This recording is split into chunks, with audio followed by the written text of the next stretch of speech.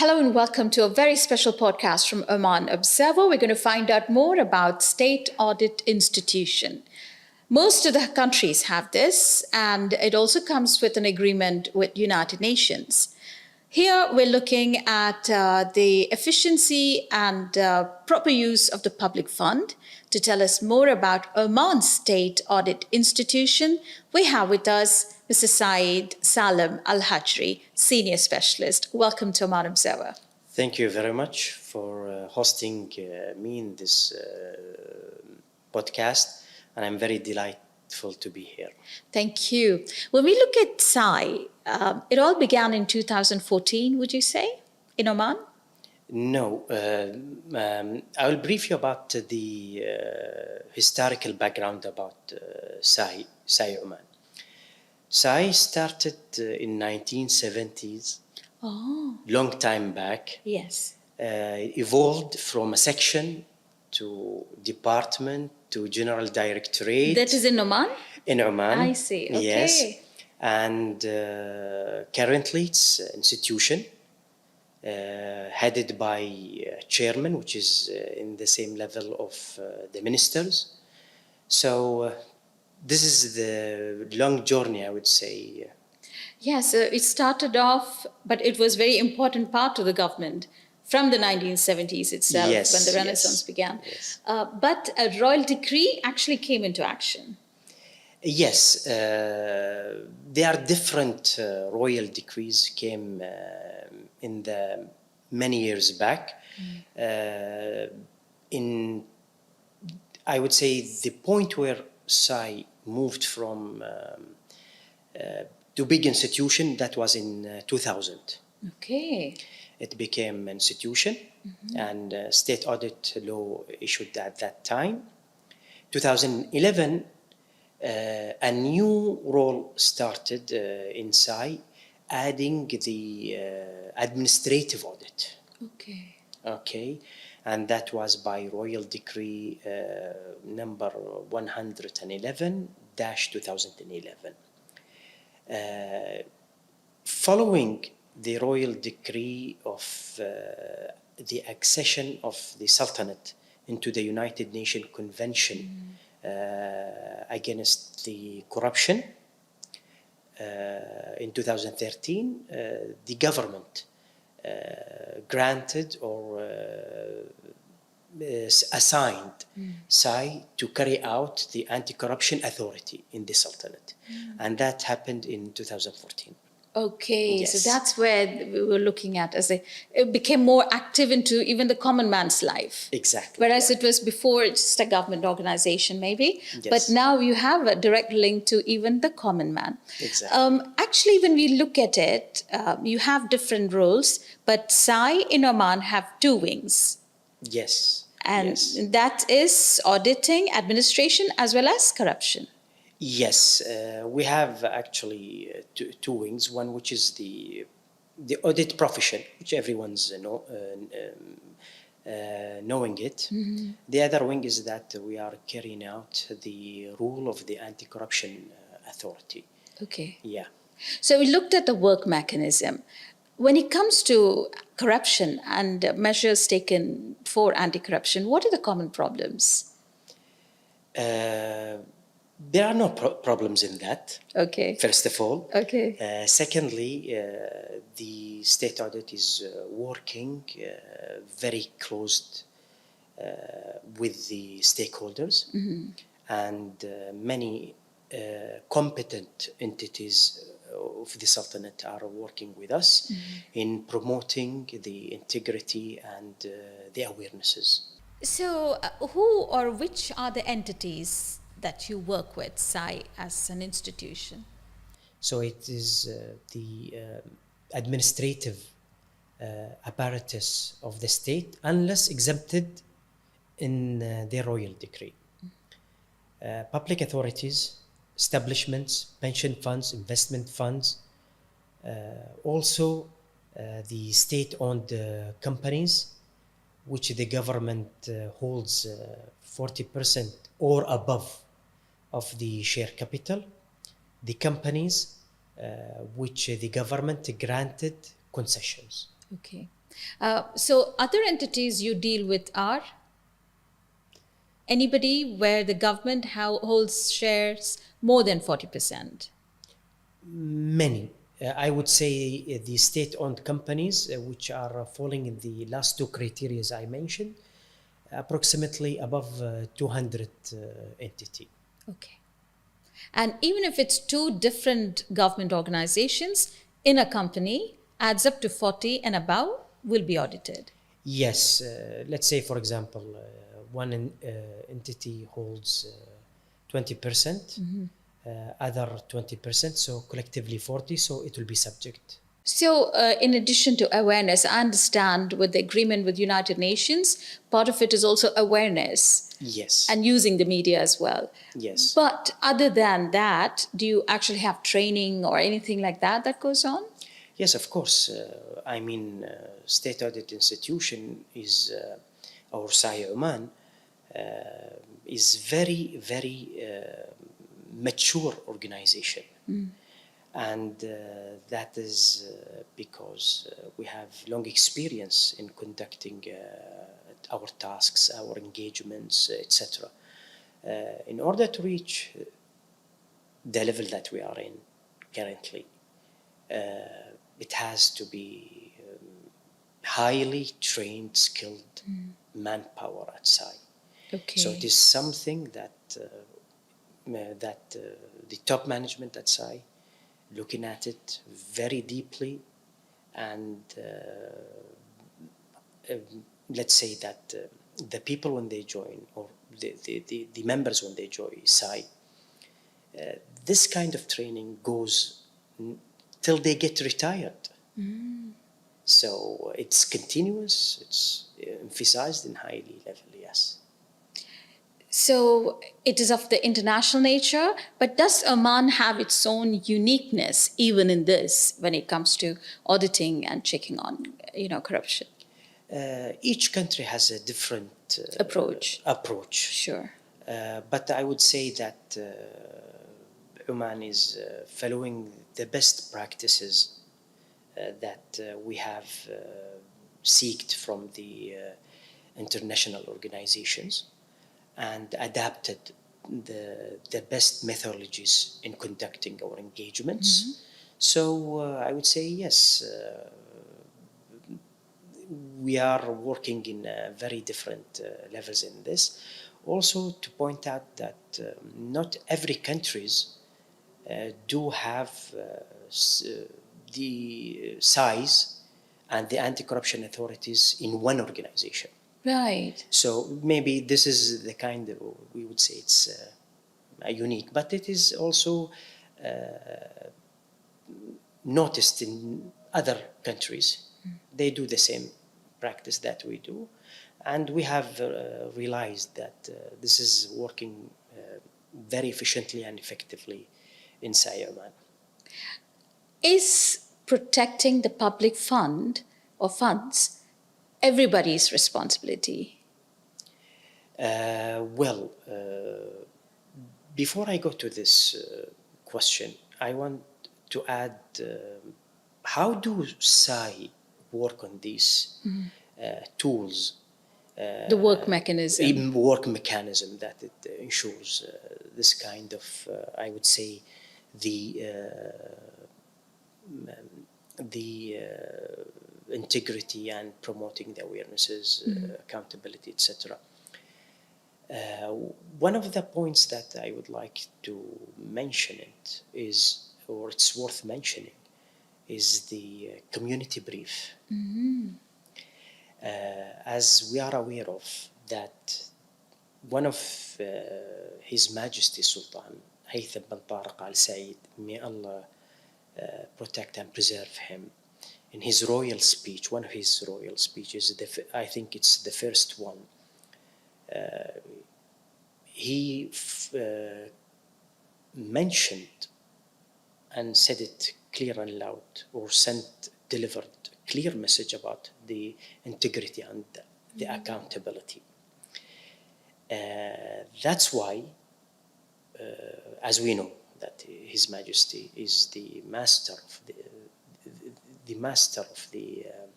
Vision 2040. There is an initiative regarding that SAI to publish its result to the community. So from here, Oh, I see. The transparency. exactly, yes, the transparency. So that's why the community brief, it is a masterpiece of SAI. How do you do that? The community briefing. It is our annual report. Okay. It has about 4 chapters where we publish to the community our results, and it's published in the website. Okay. And I urge anyone to go to our website, and it will be easily accessible. The versions are published in 2 languages, Arabic plus the English. Okay. And so far, SAI issued 3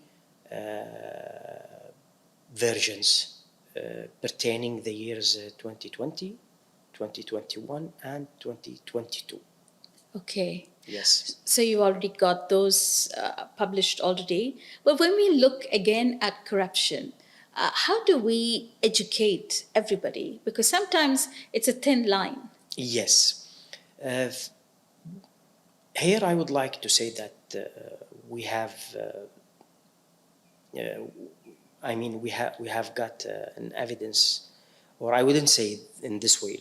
Let me rephrase it. Yes, sure. It's very clear that the community has a sufficient awareness level and a very excellent also of values. So we would like to maintain this level of the values, and these values such as the equality, the fairness, the honesty, integrity, transparency. So it is there in the community. So from this thing, we are working that in mass communication, where our audience is not just a specific kind of Specialist, maybe. Exactly. Yes. Yes. It's the whole Yes. community. Okay. We address our letters or our message via different media platforms. We go through the televisions, the radio, the podcast, newspapers in different versions, whether they were papers or electronic, the social platform, and through these media we get to send the promoting integrity and the creating the awareness level that the government and in general would like to look at it, and also in specific the side that would like also to have it, because you want to maintain it in this level. Not just that only, also you want to improve it to a better and better. Our messages are very different in terms that videos, audios, posters, sometimes news, we publish via the different platforms that we have said. Not just that only, we also go to the children, and we have story publications, Okay. which is written by special or specialized writers in the education of children from the age of 8 to 12. So it isn't the core value. Yes, we do it. And through these books, we deliver the message in a way that it is suitable for their age to pick up, where they can build a culture on that. Right. On these values. Okay. So we start also from At a grassroots level. Exactly. Excellent. Students in the school also we trace, and there is a coordination with the concerned or the related ministries in this regard. Okay. College students, we also go for them. So I would say that's why I told you in the beginning it's a mass communication. We have a huge number of targeted audience in this regard. When it comes to, let's say, a real situation, if you were to detect an element of corruption, what happens? Okay, we have a procedure which we carry out. First of all, and it's very good to point out that SAI has a strategic level. And in this strategic level and plan, it's cascaded towards annual plans. In our annual plan, we have 4 main stages. We plan, then implement, then we write our reports, and finally we follow up. Okay. If we talk about the planning, we use the best practices, which is methodology of risk-based audits. Okay. So we know that SAI is auditing above 600 entities in Oman itself. So it's a huge number. Yes, 600 entities. Above 600. Yes. Okay, so for us, we get the best use of our resources. So we go through the risk assessment methodology. The risk assessment methodology will give us what assignments, what engagement we have to take this year, what are the topics, what are the audit scope that we will go inside or during the engagement or the task. Saying that, and referring back to your question, if anything has been discovered which might lead to any form of corruption, and when I talk about the corruption, the forms of the corruption, Yeah, degrees might be different. Exactly. Yeah. And I mean by that bribery, I mean by that embezzlement, theft, etc. So if we have indicators and we were able to collect sufficient evidences, then we will proceed with the public prosecution. Okay. Public prosecution will work based on their mandates, and if they find solid evidences, then they will raise it to the specific court. It becomes a case. It becomes a case. Okay. So this is how the procedure we are working. Pointing out that it's not just only our annual plan that we are working in, but also SAI initiated a very, very, I would say, state-of-art mechanism for complaint and report window. Oh. You can access it On the website? Through your application. So there's phone an application. app. Phone it's app. application, yes. SAI. Okay. And recently, this window has been distinguished among the Arab countries as one of the best initiatives by survey done by ISQA. So you can access it through your mobile. We have another mechanism, which is you can report or complain through the website. You can call the hotline, or I mean, you can call the landline. You can visit one of the headquarters or any of our branches. If there is a concern to be addressed. Or if of the community or the government officials came across any incidents that might lead to any form of corruption. Very interesting. Yeah. So it's a whole process. The whole year is not just about the annual reports, which you have studied, but also interaction with the Exactly, members. and maybe it's very important also to to add that the number of complaints that SAI handled or received in 2023 reached to 951 complaints. 951. Exactly, through the media which I have Yes. briefed.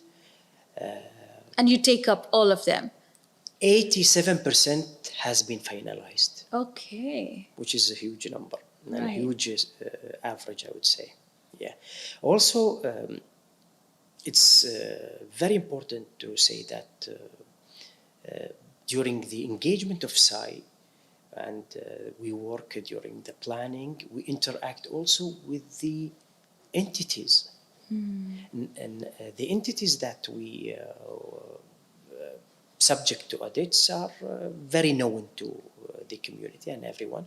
It's the administrative apparatus of the state, the state-owned companies, public authorities, establishments, any state-owned company that the government holds 40% or above of the capital share, the companies that So even the companies who have become privatized now, government companies. 40% and above. Yeah. And there are another companies which we audit, which the government granted concessions. Okay. So those are subject to SAI audit. We work 24/7 with them. Our members are really doing a great effort in this. And I would say just as a beautiful thing, a positive environment in a huge collaboration. And I would say His Excellency, the Chairman, Sheikh Ghusl bin Hilal Al-Alawi, when he was appointed as a chairman of SAI in 2022, he started to create a mindset which is more, I would say, working with the in coordination and collaboration with the entities. In other words, the thing that we are doing now is we do not wait till the report submitted about our observations, or we submit. Okay. So the process of rectifying the observation takes as soon as we can, because the target is to rectify more than finding. Exactly. I understand. Yes. So this is something that we are, and it's also very important to say that the direct financial impact that SAI managed to claim to the government, and I'm talking here only about the financial impact, the direct financial impact, is above 750 million Omani Riyals for the period from 2016 till 2022. Okay. So that's a huge number. Yes. Also, SAI managed to claim and save. Yeah. Well, I want to say thank you so much for that in-depth explanation, for our understanding, and the importance of people who are also not in the government entities, but it's important for us to understand because, like you said, people have a say by informing you through the app or through the website their concerns. Yes, thank you very much, and I appreciate also having me in this episode, and I would be very happy that it will be beneficiary to the audience.